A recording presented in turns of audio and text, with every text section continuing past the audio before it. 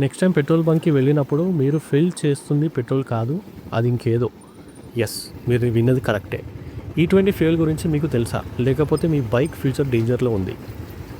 Government కొత్తగా E20 ఫ్యూయల్ని మార్కెట్లోకి push చేస్తుంది. కానీ రియల్ క్వశ్చన్ ఏంటి అంటే, ఇప్పుడు ఎందుకు? కానీ అది మనకు బెనిఫిటా లేదా ప్రాబ్లమా?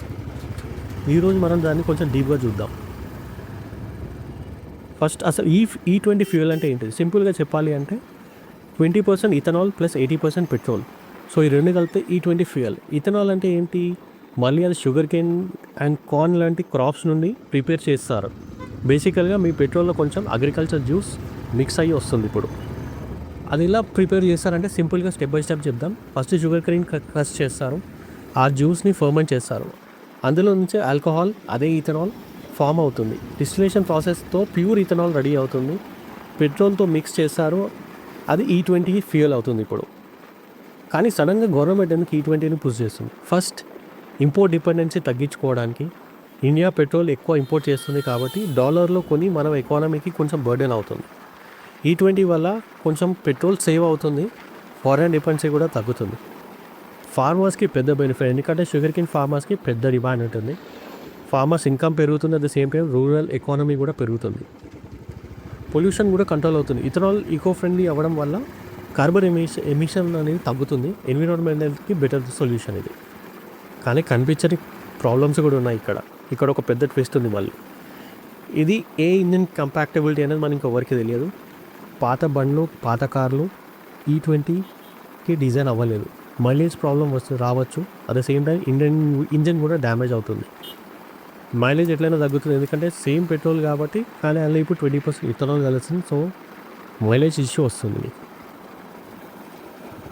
షుగర్ కేన్ ఇప్పుడు ల్యాండ్ పెంచాలి అంటే చాలా పెద్ద ల్యాండ్ కావాలి, at the same time production కోసం వాటర్ కన్జంప్షన్ కూడా ఎక్కువ అవుతుంది. సో దీనివల్ల ఫుడ్ ప్రొడక్షన్ తగ్గుతుంది, ప్రైజెస్ పెరుగుతాయి. వాటర్ యూజెస్, షుగర్ కేన్కి వాటర్ ఎక్కువ కావాలి. ఆల్రెడీ వాటర్ ప్రాబ్లమ్స్తో ఉన్న ఇండియాలో ఇదొక పెద్ద ఇష్యూ ఇది. E20 ఫ్యూయల్ గుడ్ ఇంటెన్షన్ తోటే స్టార్ట్ అయింది, బట్ ఇంప్లిమెంటేషన్లో క్లారిటీ లేదు. మనం చేయాల్సింది ఏంటి అంటే అవేర్నెస్ ఉండాలి, వెహికల్ కంపాక్టబిలిటీ చెక్ చేయాలి, బ్లైండ్గా ఫాలో అవ్వకండి. కాకపోతే చేంజ్ మంచిదే, every changes and not a progress, but until it benefits common people. E20 fuel damage depends mainly on your type of a vehicle and which year and engine design. Let's break this down. So బేసికల్గా చూస్తే పాత కార్లు, బండ్లు ఏవైతే before 2020 model ఉన్నాయో అవి చాలా పెద్ద రిస్క్లో ఉంటాయి, ఇంక్లూడింగ్ నా వెహికల్ BS4 మోడల్. అది BS3, BS4 vehicles especially before 2020 carburettor engines are early fuel injection systems ఉంటాయి చూడండి, అవి డ్యామేజ్ అవుతాయి. ఎందుకు అని అంటే ఇథనాల్ ఇస్ కొరిజివ్ అంటే ఏంటి అంటే అందులో షుగర్ కంటెంట్ ఉంటుంది కాబట్టి ఆటోమేటిక్గా స్టీల్ అనేది తినేస్తుంది. రబ్బర్ పైప్, స్టీల్ డ్యామేజెస్ని కావచ్చు. ఇంజన్ ట్యూనింగ్ E20 కోసం చేయలేదు, మనం కొన్నప్పుడు వేరే ఫ్యూయల్ ఉన్నాయి, కానీ ఇప్పుడు E20 ఫ్యూయల్కి వస్తున్నాం కాబట్టి దానికి ట్యూన్ అవ్వదు.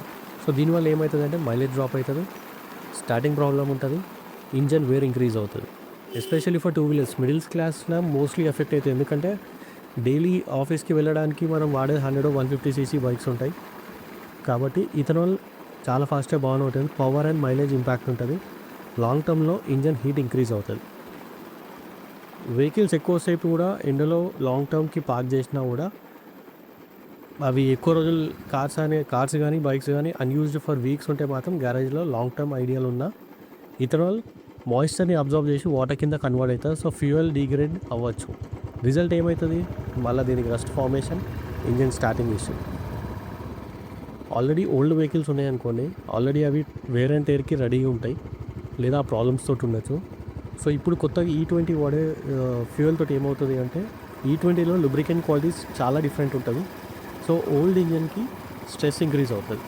సో మరి సేఫ్ దేనికి అంటే E20 కంపాక్టబుల్ వెహికల్స్ వచ్చాయి, అది 23-24 నుంచి వెళ్ళి ఈ డిజైన్ అనేది స్టార్ట్ అయింది E20 కోసం.